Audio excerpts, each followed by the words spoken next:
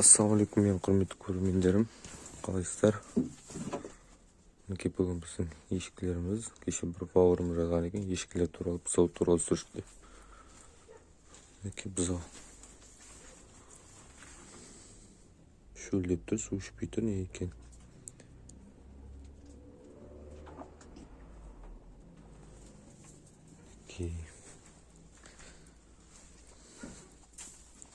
Мынау буаз.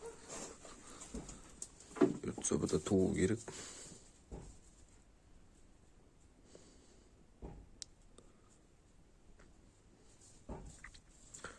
Мыналар шыбыш. Мына қара әлілі, жандасы шыбыш.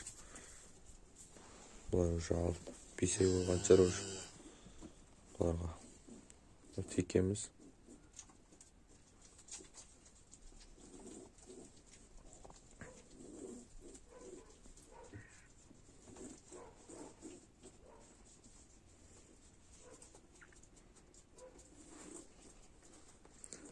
Осы суық бар, мына жерге жем салсы, жем шейсін деп ешқымат ішін бәрін қопартсаған.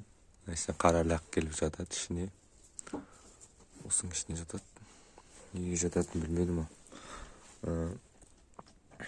Енді мен ешкінің туралы білетін мәліметім. Ешкінің сүті де еті де адамға пайдалы.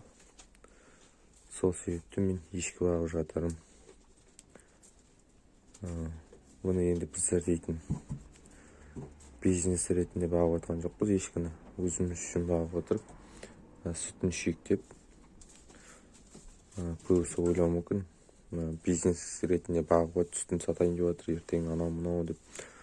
Ондай да ештеңе жоқ. Бұның тек қана чисто сүтін ішу үшін осылай өзіміз алып бағып жатқан жайымыз бар.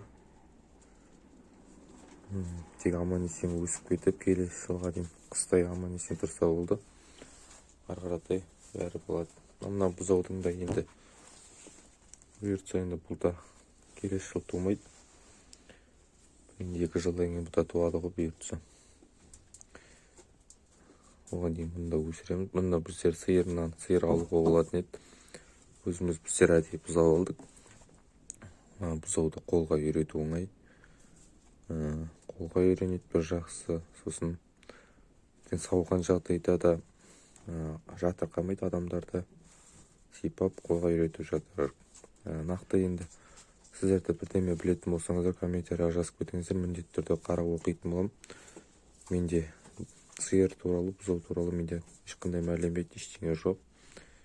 Мен көп ештеңе білмеймін. Сол себепті комментарияға жазып кетіңіздер. Енді ешкі туралы көп білмеймін. Енді интернеттен анда-мындан қарағаным, сүті де еті де пайдалы деген. Сол себепті ешкіні сүтін ішу үшін пайдаланып жатыр. Әзірге видео осы. Келесі видеода көріскенше.